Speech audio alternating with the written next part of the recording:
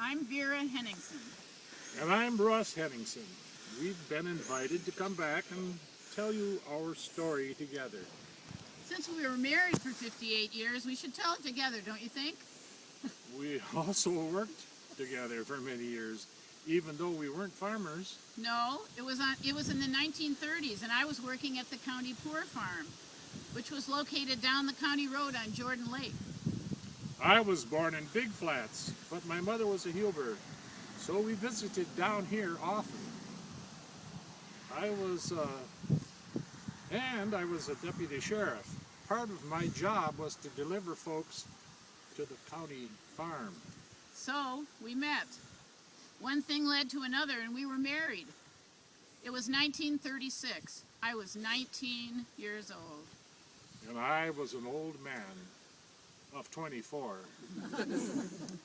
In 1939, the job for manager of the county farm came up, and Russ applied, and the county board hired him.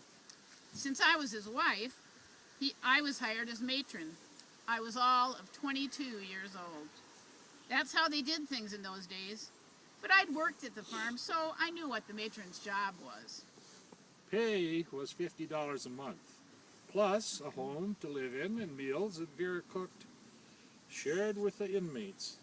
The $50 was for both of us.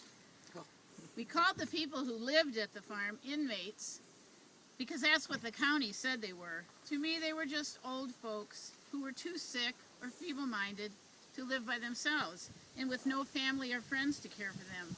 We couldn't let them die alone in the woods in a shack or wander the streets in town, so they put them at the county farm.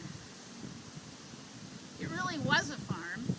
When it started back in the 1800s, the inmates were expected to work it, so it paid its own way. Those days are long gone when we started. My job as manager was to contract with neighbors to work the land for rent. We paid farmhands to tend the stock, chickens, cattle, hogs.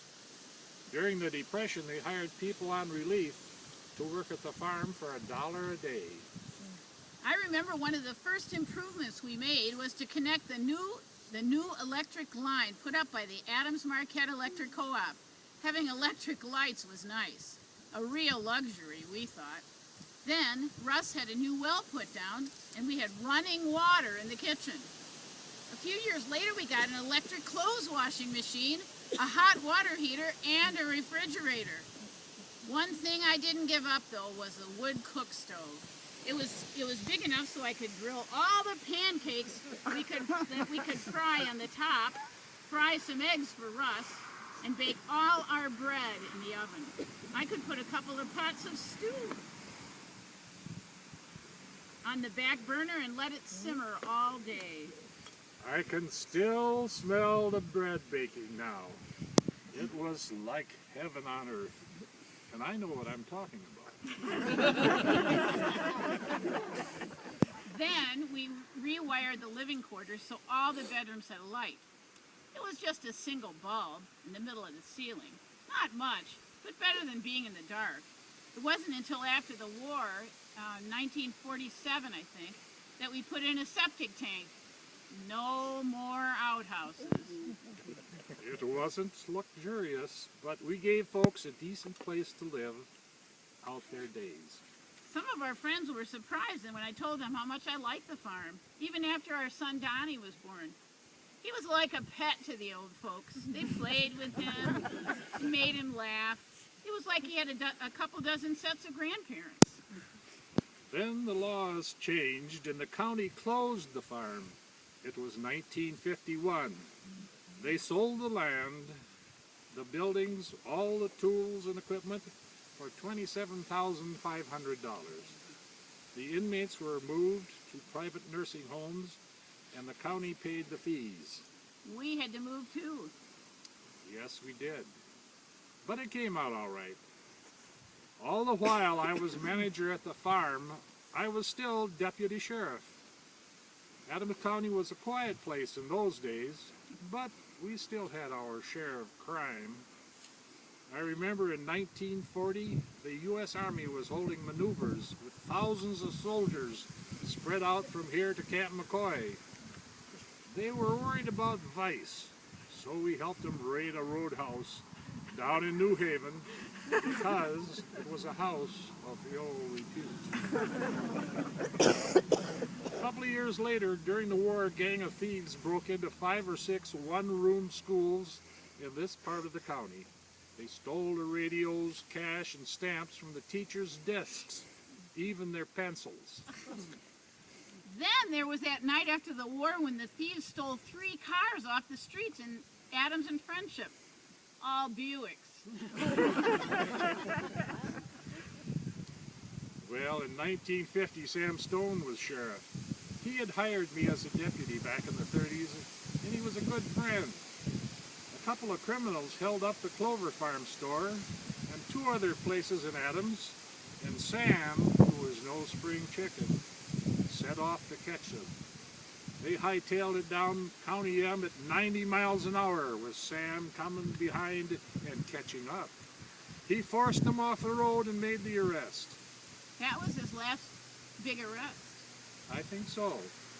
He was finishing out the second term of his 3rd or 4th stretch as sheriff and couldn't run again. In those days, a sheriff could only serve 2 two-year terms in a row. So I decided to run, and I won.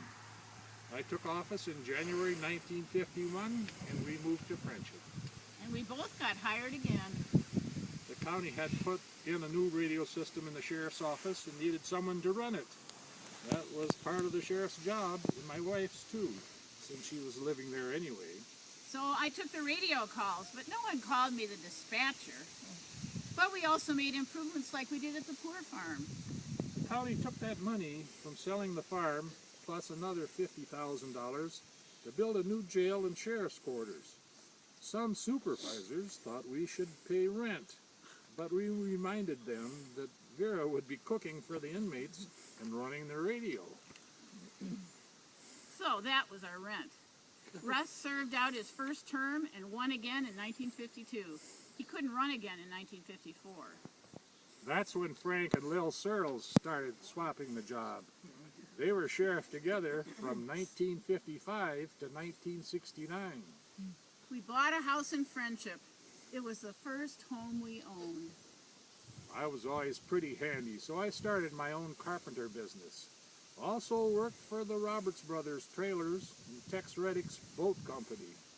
When you live in a small town, you have to do a lot to make ends meet. You were on the village board and president of Friendship for 20 years. And you went to work at the powder plant. In the 1960s, during the Vietnam War, I caught the company bus in Adams and went to the Badger plant. It was a long ride, but we made do. The rule was that the shift going to the plant had to leave a case of beer on the bus for the shift coming off to drink on the ride home.